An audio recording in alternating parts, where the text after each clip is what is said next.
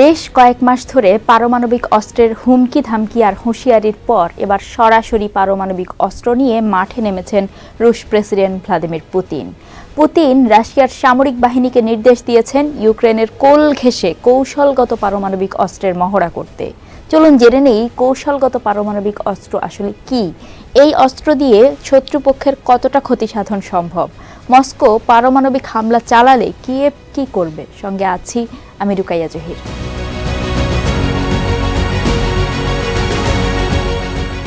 কৌশলগত পারমাণবিক অস্ত্রের বিষয়ে সাধারণত জনসম্মুখে জানায় না মস্কো, তবে এবার রুশ সামরিক বাহিনী প্রথমবারের মতো ঘোষণা দিয়েই তা মহড়া করতে যাচ্ছে।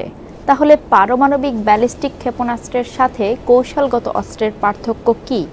মূলত পারমাণবিক ক্ষমতাসম্পন্ন আন্তঃমহাদেশীয় ব্যালিস্টিক ক্ষেপণাস্ত্র পুরো একটা শহরকে ধ্বংস করতে পারে, কিন্তু যুদ্ধক্ষেত্রে সৈন্যদের বিরুদ্ধে ব্যবহারের জন্য তৈরি কৌশলগত পারমাণবিক অস্ত্র অপেক্ষাকৃত কম শক্তিশালী।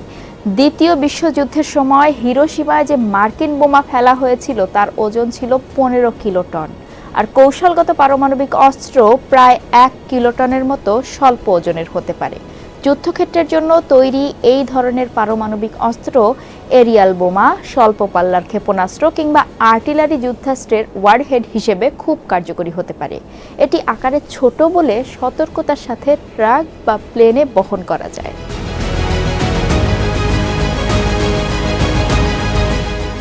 প্রথাগত পারমাণবিক অস্ত্রের বিষয়টি মস্কো ও ওয়াশিংটনের মধ্যকার অস্ত্র নিয়ন্ত্রণ চুক্তির অধীন, তবে কৌশলগত অস্ত্রগুলোকে কখনোই এই চুক্তির অধীনে রাখা হয়নি।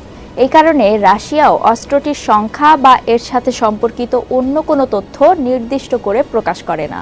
2022-এ ইউক্রেন যুদ্ধ শুরুর পর থেকে রুশ প্রেসিডেন্ট ভ্লাদিমির পুতিন বারবার পশ্চিমা দেশগুলোকে মস্কোর পারমাণবিক শক্তির কথা মনে করিয়ে দিয়েছেন, যাতে করে চাপ সৃষ্টির মাধ্যমে কিয়েভের প্রতি সামরিক সমর্থন বাড়ানো থেকে ওই দেশগুলো সরে আসে। এছাড়া যুদ্ধের প্রথম দিকে পুতিন রাশিয়াকে রক্ষায় প্রয়োজনীয় সব উপায় ব্যবহার করার জন্য বারবার মস্কোর পারমাণবিক অস্ত্রাগারের কথা উল্লেখ করে হুমকি দিয়েছিলেন, কিন্তু সময়ের সাথে সাথে তিনি হুমকির প্রবণতা কমিয়ে দেন, কেননা যুদ্ধক্ষেত্রে রুশ বাহিনী বেশ ভালোই সাফল্য অর্জন করেছে।